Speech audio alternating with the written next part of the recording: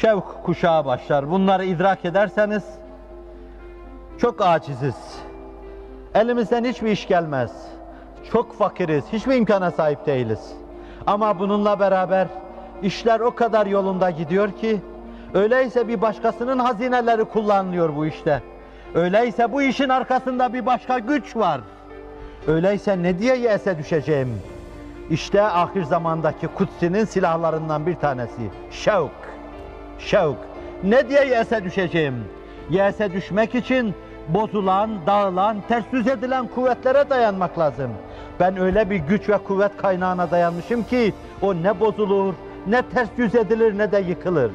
O günde 5 defa minarelerin başında en büyük odur diye ilan edilen Allah'ın güç ve kuvvetidir. Allahu Ekber, Allahu Ekber. Allahu Ekber, Allahu Ekber. Büyük Allah'tır, ondan başka büyük yoktur. Sen bu güce, bu kuvvete dayanmışsın. Ondan dolayı şevkle şahlanacak, üveykler gibi kanatlanacak, şevkle Allah'a doğru koşacaksın hiç durmadan. Muhabbetin şevk kuşağına ulaşacak. Avam muhabbeti karşılıklı olur. Allah'ın nimetlerini görüyor, seviyorum Allah'ım der. Avamca, benim muhabbetim, sizin muhabbetinize sona gelecek. Allah'ın nimetlerini görür, yağmuru yağdıran Allah, ağacı yeşerten Allah, meyvelerle donatan Allah, suları çağlatan Allah, yeryüzünü yeşerten Allah, bin bir nimetle bizi perverde eden Allah. Der, Allah der, muhabbet eder, aşkla gerilir, şevk duyar, kanatlanır. İman gibi, İslam gibi, saadet-i ebediye düşüncesi gibi, Hz. Muhammed gibi sallallahu aleyhi ve sellem büyük nimetlere mazhariyetimizle havas, Allah'a karşı muhabbet duyar. Varlığı daha ileri seviyede, öze yaklaşmış, fıtratı asliyesini korumuş veya fıtratta hedef olarak vaz edilen şeyi yakalamış tertemiz insanların sevgisi. Ve bir de ehassi havas, haslar ötesi hasların sevgisi. Onlarda dil tutulur, söz söylenmez. İşte onların başında birisi, La uhsi sena'an aleyk, ente kema etneyte ala nefsik, azze caruk ve celle senauk, ve la yuhzemu cunduk, ve la yuhlafu va'duk, ve la ilahe gayruk, ve la ilahe gayruk, şefaat ya Resulallah. Hz. Muhammed Mustafa sallallahu aleyhi ve sellem, La uhsi sena'an aleyk, seni senalarımla ben sahip dökemem. Nerede sen, nerede ben? Ma arafnâke hakka marifetke ya maruf. Seni hakkıyla bilemedik ey maruf.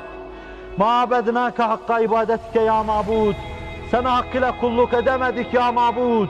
Ma şekernâke hakka şükrike ya meşkur. Sana hakkıyla şükredemedik ey meşkur. Sana komşu olmak bir azizliktir. Adından bahsettiğim Rabbi Adviye. Cennet yolun denince, cennet denince, dar denince inlemiş, iki büklüm olmuş. Car demiş. Komşu, komşu olmazsa ne eyleyeyim cenneti? Allah olmazsa ne eyleyeyim cenneti? Azze caruk. Sana komşu olanlar aziz olmuştur. Senin tuttukların aziz olmuştur. Sana yakın olanlar Allah'ım aziz olmuştur. Seninle münasebet içinde olanlar aziz olmuştur. Ve celle senauk. Senin senan, seni övme, sena etme çok yüce, çok büyüktür. Dile getiremez, ifade edemeyiz. Ve la yuhzemu cunduk. Senin orduların mağlubiyete uğramaz. Ve la yuhlafu va'duk. Bize bir şey vaat etmişsen sen vaadinden dönmezsin. Senin için hulful vaad muhaldir. Ve la ilahe gayruk. Senden başka mabudu bil hak, maksudu bil istihkak yoktur. En âli seviyede aşkı, muhabbeti, şevki yakalamışın ifadesi. Şevk, hiç bıkmadan, usanmadan, yese kapılmadan Allah'a kavuşmak için çırpınıp durmaktır. Muhabbet kıvrılır, bükülür, buğutlaşır, aşk olur. Aşk kıvrılır, bükülür, buğutlaşır, şevk olur. Şevki yakalayınca fert hiç ümitsizliğe düşmeden hayat boyu üveykler gibi kanat çırpar. Seyri namütenahi olan Allah seyri, Allah'a doğru seyri seferini yaparken bitmeyen bir yolculuğa girmiş olur.